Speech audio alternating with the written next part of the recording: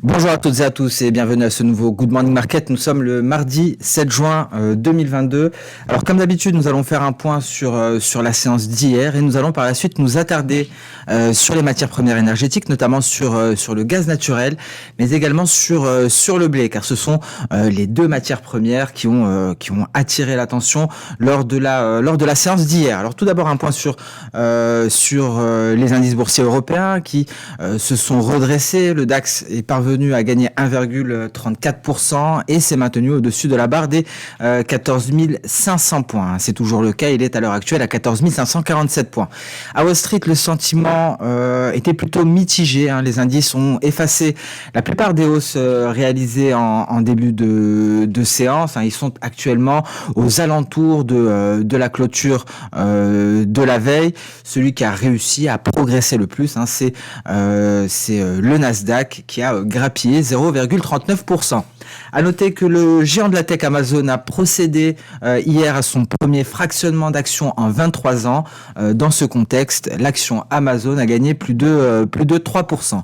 Alors un point sur les matières premières hier, on a eu pas mal de mouvements, notamment sur le gaz naturel qui a bondi de plus de 9%.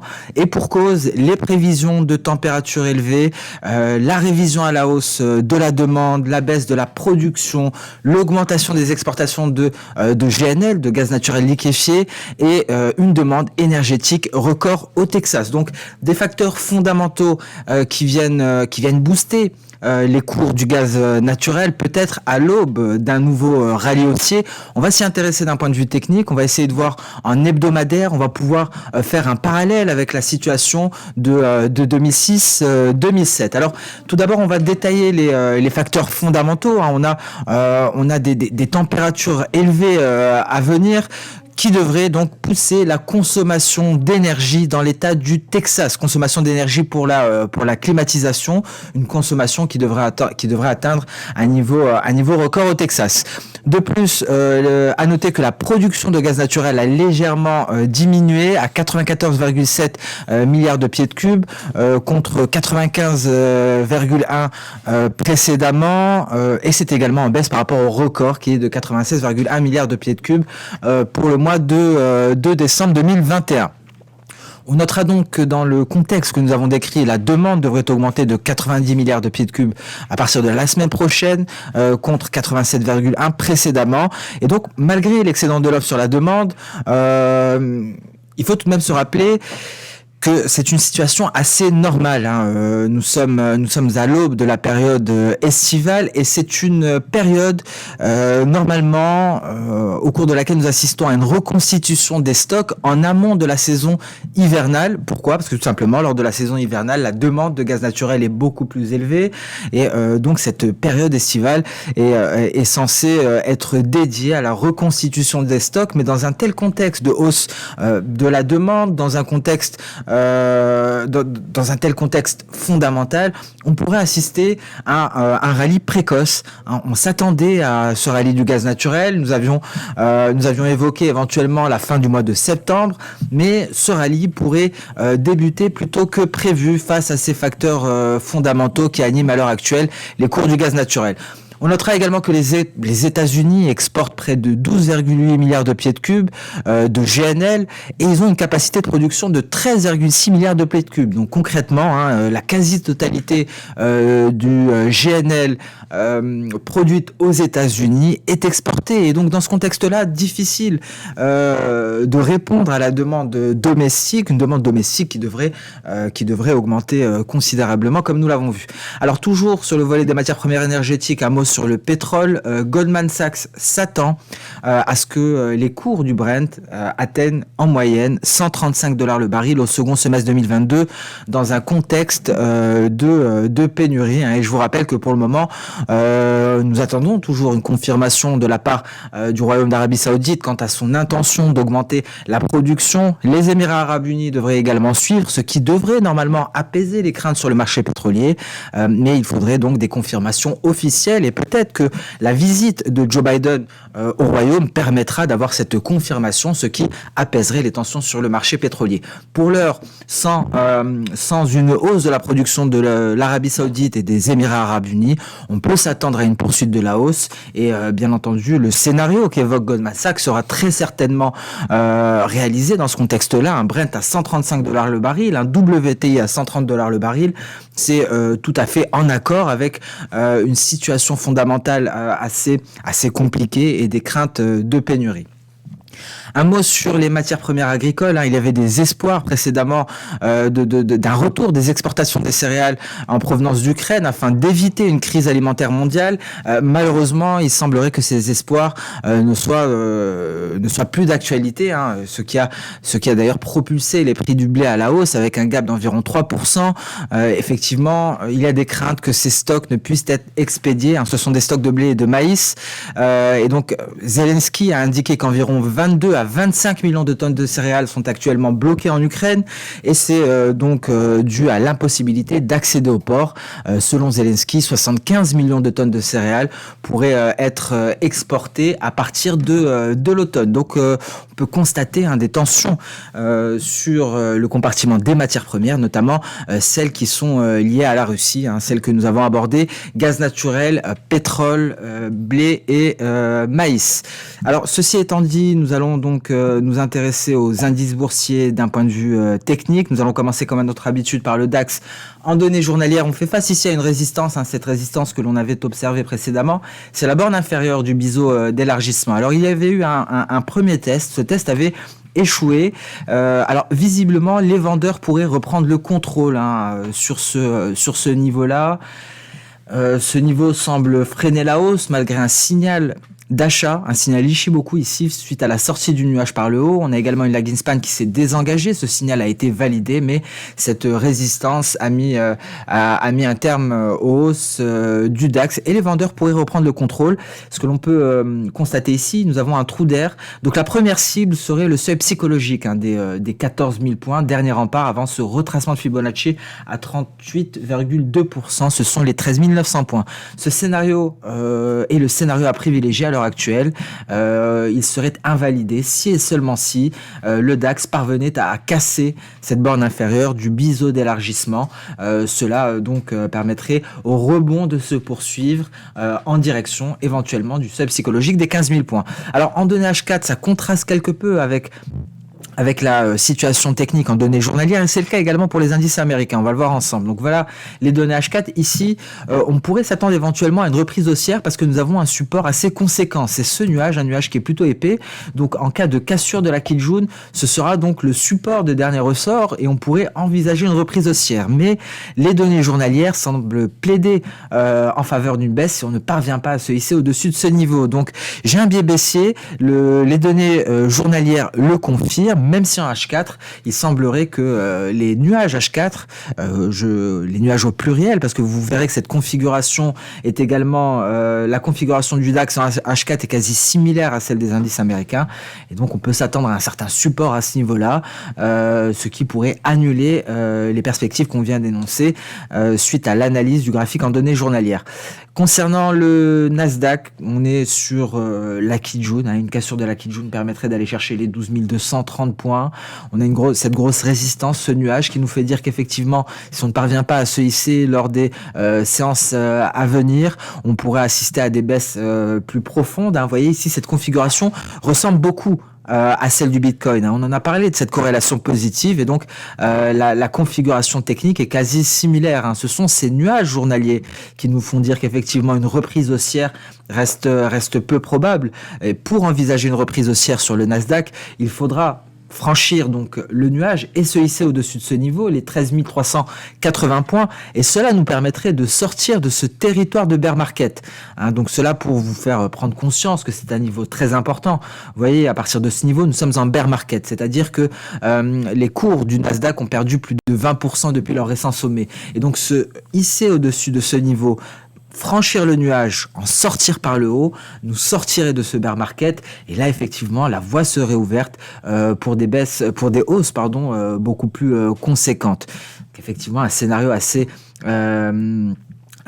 qui a peu de chances de se réaliser, malheureusement, face au contexte de marché, aux banques centrales de plus en plus au quiche, et d'un point de vue technique, assez difficile de s'affranchir de ce nuage.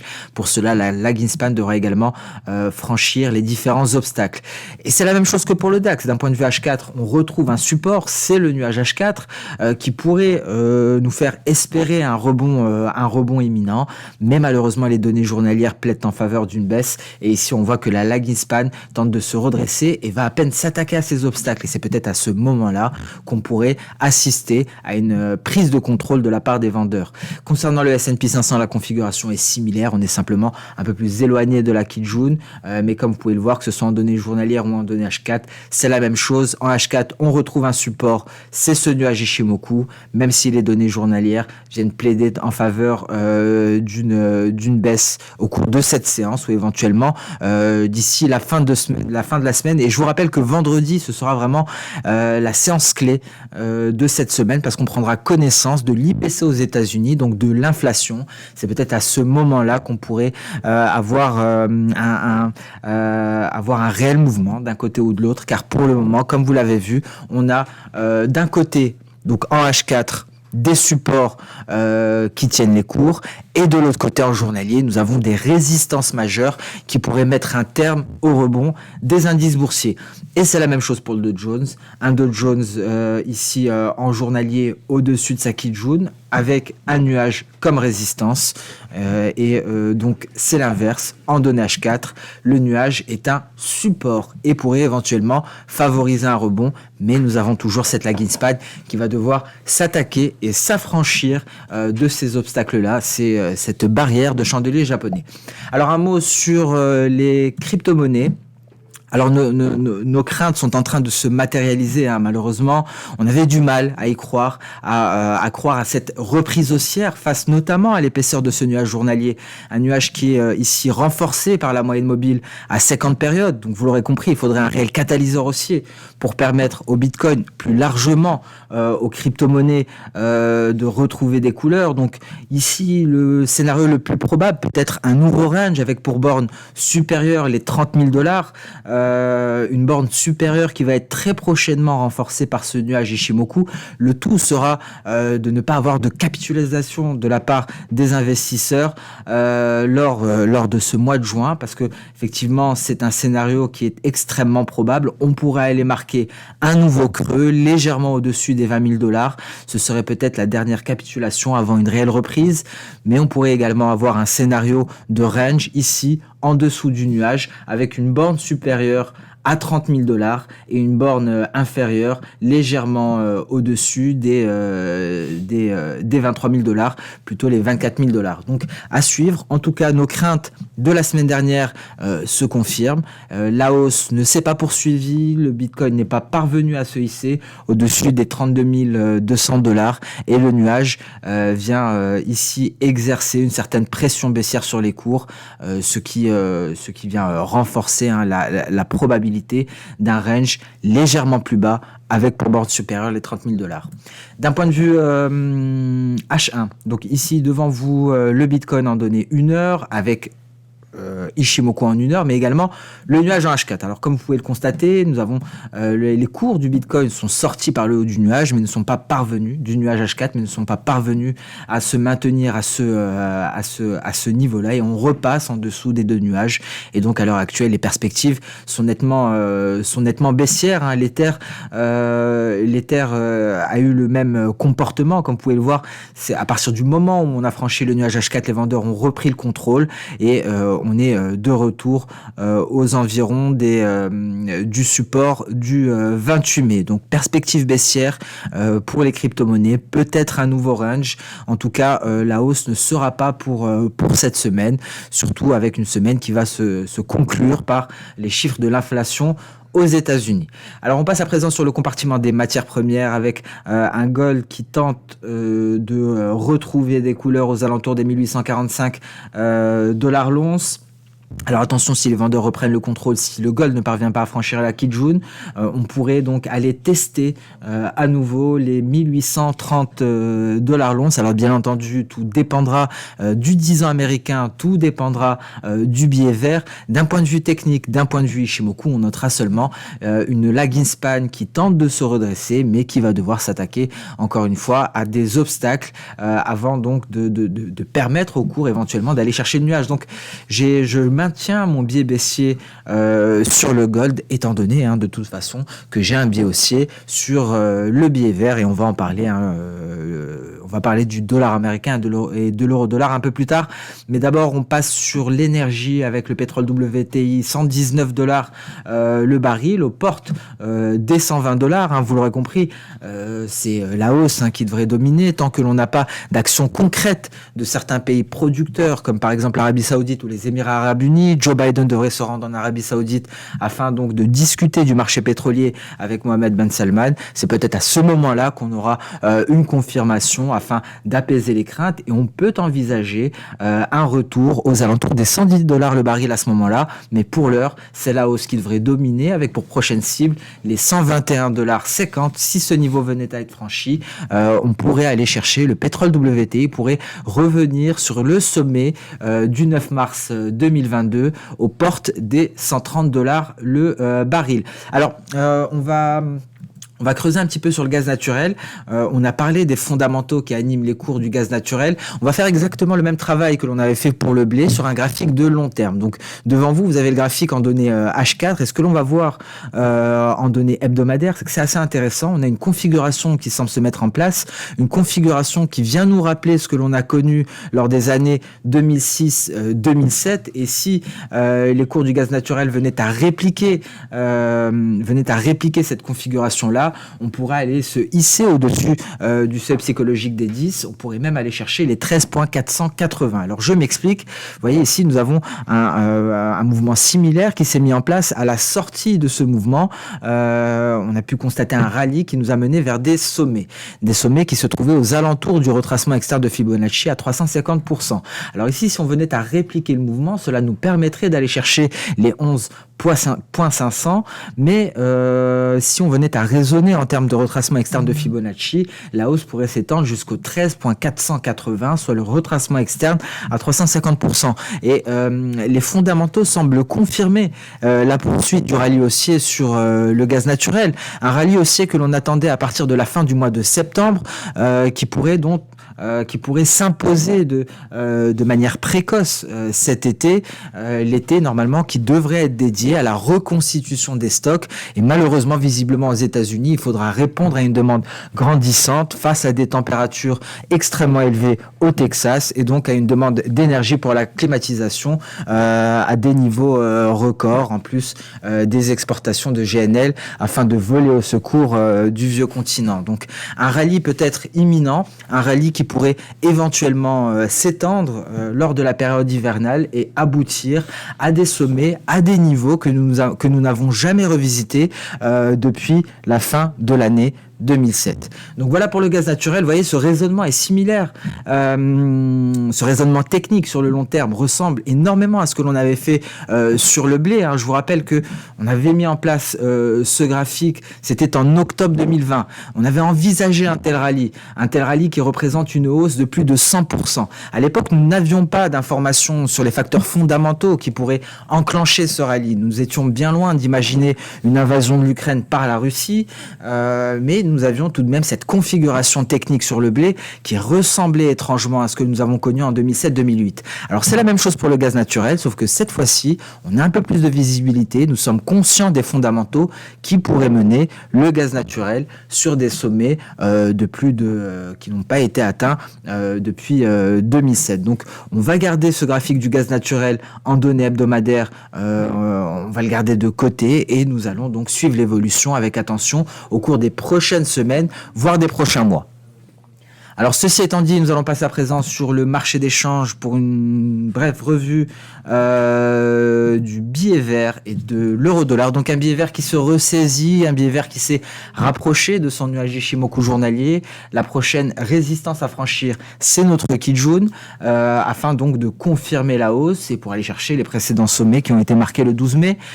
Bien entendu, alors en 2H4 également, on est sur le point d'avoir un signal d'achat.